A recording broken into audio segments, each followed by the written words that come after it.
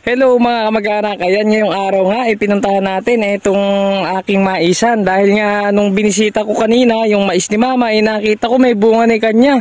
Iniisip ko kasi mga kamag-anak, nauna ako doon ng 2 araw bago yun itanim, may 1 araw.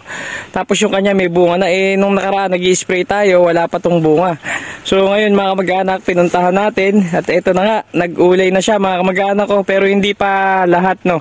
May mga lumabas na yung ulay niya, tapos ito meron na ring mga lumabas na bunga. Ayan oh, kita niyo yung buhok. Oh.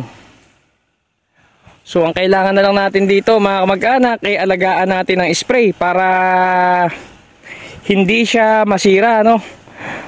So hindi na tayo maglalagay ng pataba dyan mga kamag-anak hanggang sa umani. Puro foliar na lang ang gagamitin natin dyan.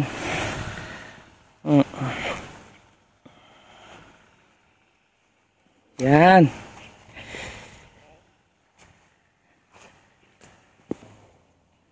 O ito naman mga kamag-anak yung kabilang block.